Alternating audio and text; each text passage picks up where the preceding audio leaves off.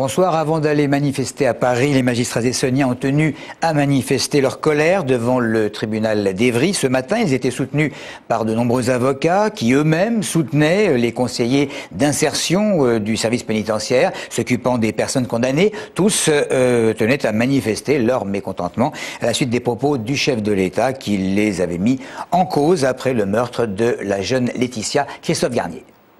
Service pénitentiaire, avocats et magistrats, ce matin, toute la chaîne judiciaire d'Évry se disait révoltée par les reproches du chef de l'État qui les accuse de ne pas assez bien détecter et suivre les délinquants sexuels. Dysfonctionnement qui, d'après le gouvernement, serait à l'origine du meurtre atroce de la jeune Laetitia. Sans justifier l'inexplicable et l'horreur, les conseillers d'insertion tenaient à expliquer leur travail à l'opinion qui consiste à encadrer et à suivre 90 condamnés en même temps. C'est des délinquants sexuels, c'est des personnes condamnées pour des infractions par rapport aux stupéfiants, c'est des personnes qui ont pu tuer quelqu'un. C'est vraiment compliqué effectivement de suivre un public de gens aussi variés. Il y a aussi un manque, je pense, de formation sur certains domaines et disons qu'on va au plus pressé. Un travail dans l'urgence qui ne justifie pas les erreurs, mais qui réclame des moyens. Tous ces professionnels comprennent la peine des victimes quand un délinquant sexuel récidive. Mais sans vouloir banaliser l'innommable, ils ne supportent plus les mises en cause systématiques par le pouvoir politique à chaque meurtre et à chaque viol, alors que la justice manque cruellement de moyens. C'est pas le pouvoir exécutif qui peut aujourd'hui reprocher ces dysfonctionnements éventuels, alors que c'est lui-même qui, depuis 20 ans ou 30 ans, crée la situation d'insuffisance et de pénurie dans laquelle nous sommes. Manuel Valls s'est lui aussi dit choqué par les propos du chef de l'État. L'élu socialiste y voit un manque de clarté dans la séparation des pouvoirs et une intrusion dérangeante du pouvoir exécutif dans la sphère du pouvoir judiciaire. Une confusion risquée, d'après lui, dans un système démocratique. Le président de la République s'est trompé. Je pense qu'il a voulu surfer sur une émotion légitime, mais il s'est trompé sur ce que doit être son rôle. Et donc continuer à faire entendre cette voix, c'est important pour la démocratie et pour le bon fonctionnement de la justice dans notre pays. Ce matin, à Évry, les policiers aussi se disaient solidaires de la colère des magistrats, même si ici, ils ne s'étaient pas joints à la manifestation d'aujourd'hui. Alors, on sait que ce jeudi soir, le président de la République va s'expliquer face à un panel de téléspectateurs sur cette fronde des magistrats ou sur la hausse du chômage. Nous avons demandé à quelques Essonniens ce qu'ils pouvaient poser comme question au chef de l'État. Que les retraités soient augmentés. Ça va vers mieux pour l'ensemble du pays. Il y a beaucoup de questions à poser, déjà sur le chômage, la crise, parce que c'est vrai que nous, petits commerçants, on en subit les conséquences. Qu'est-ce qu'il en pense un petit peu sur toutes les usines qui ferment en France, les commissariats qui ferment, les gendarmeries qui ferment, tout ferme. Alors, où on va aller où avec le chômage comme ça? C'est Sarkozy, j'aimerais bien lui poser cette question-là. Et quand est-ce qu'il penserait à augmenter au niveau des salaires? Parce que c'est toujours nous, les pauvres, qui prenons tout, quoi. Non, j'en ai rien à foutre de lui. Franchement, non, j'ai pas trop envie de lui parler finalement. J'aime beaucoup M. Sarkozy, là-dessus, il n'y a pas de problème. Mais il faudrait qu'il tienne les engagements qu'il prend. Et c'est pas le cas. Moi, il occupe un peu pour les jeunesses. Il donne un peu de travail pour les jeunesses qui sont dans les cités. Bon, c'est un peu orienté, là. Alors certainement qu'ils ne nous accepteraient pas. Parce qu'ils ont fait un tri pour cette interview. Je suppose qu'il n'y a pas de syndicalistes, il n'y a pas comme l'année dernière. Donc il avait peur des questions qui risquent de le fâcher. C'est un rapport qui va faire grincer des dents, celui de la Chambre régionale des comptes d'Île-de-France, rapport qui épingle le futur site unique du centre hospitalier sud-francilien. Le site, déjà livré, regroupera à terme 7 établissements hospitaliers du département sur Évry et Corbeil. C'est grâce à un partenariat public-privé que le bâtiment est construit, mais le bail hospitalier implique de verser au constructeur un loyer de 40 millions d'euros par an et pendant 30 ans avant que le centre n'en devienne réellement propriétaire. C'est ce montant qui est épinglé par le rapport, ce à quoi la direction du centre hospitalier répond que le programme capacitaire du nouvel hôpital est en parfaite adéquation avec les enjeux territoriaux et la modernisation de l'offre de soins. Fin de citation.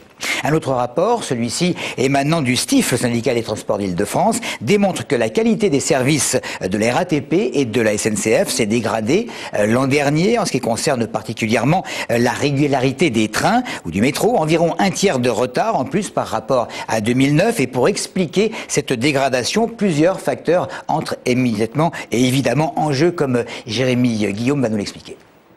2010, mauvaise année pour la ponctualité des RER et autres trains de banlieue. 30% de retard en plus par rapport à 2009, notamment sur le dernier trimestre, selon une étude du STIF, le syndicat des transports d'Île-de-France. Dans notre département, les lignes C et D sont les plus touchées. Sur cette dernière, pas moins de 27% de retard, contre seulement 18% en 2009. Diverses raisons expliquent cette dégradation, actes de malveillance, colis suspects, mais aussi de nombreux problèmes techniques liés à la vétusté des rames. Hier, la ligne D était perturbée au niveau de la Ferté-Alais. En cause, un caténaire tombé sur les voies interrompant le trafic une bonne partie de la matinée. La météo capricieuse de la fin d'année n'a rien arrangé, les fortes chutes de neige ayant paralysé le trafic plusieurs jours, sans parler des mouvements sociaux des derniers mois. Pour pallier ces désagréments, plusieurs solutions sont avancées. Entre autres, des nouvelles rames à 2 étages et la révision du système de bonus-malus récompensant RATP et SNCF avec une notation plus stricte de la régularité des trains. Pour les usagers, peu importe les mesures employées, pourvu que leur train entre à quai à l'heure annoncée. Le 25 janvier, la répartition des dotations horaires par établissement, c'est-à-dire le nombre d'heures d'enseignement accordées au collège et au lycée, a été donné par l'inspection d'académie de l'Essonne. À l'annonce de cette nouvelle, c'est-à-dire la suppression de 85 équivalents temps plein dans le département pour aider à réduire les dépenses publiques, eh bien, les syndicats d'enseignants avaient manifesté leur mécontentement. Aujourd'hui, le mouvement s'intensifie puisque les professeurs étaient en grève à la suite de l'appel de 3 syndicats, la FSU, la CGT et Sud. Claire Colombel s'est rendue au collège de Montgeron. 8h30 ce matin, les professeurs, parents d'élèves et représentants municipaux étaient réunis devant le collège Vélaire de Montgeron pour manifester leur mécontentement. Suite à la répartition des dotations horaires dans le département, l'établissement qui bénéficie aujourd'hui de 690 heures d'enseignement par semaine aura 32h30 de moins à la rentrée. Ça a des répercussions très importantes sur les postes d'enseignants. On va avoir des professeurs on a déjà 4 qui sont stagiaires cette année. On aura des professeurs très nombreux qui seront sur plusieurs établissements. C'est très négatif pour le collège parce qu'il n'y a pas de stabilité. C'est difficile à vivre aussi pour les collègues. Et l'investissement est plus compliqué. Le nombre d'élèves prévu à la rentrée est pourtant le même qu'actuellement, 620. Les classes, cette année de 26 élèves en 5e, 28 en 4e et 27 en 3e, devraient passer à 30 à la rentrée prochaine. Pour les professeurs de langue et de sciences, avoir des classes dégroupées ne serait plus systématique. Par exemple, moi pour mon enseignement où vraiment la manipulation est au cœur de l'enseignement, ça veut dire que les élèves ne manipuleront plus, donc ils vont me regarder au bureau faire des manipulations, donc en fait ils feront plus rien, quoi. Ils seront plus du tout acteurs, donc ça va engendrer de la passivité, beaucoup moins d'intérêt pour les sciences. Au collège Vélaire, la plupart des professeurs partagent ces idées. La preuve, les 3/4 étaient en grève pour dénoncer le manque de moyens dans l'éducation nationale, une décision soutenue par le Conseil général.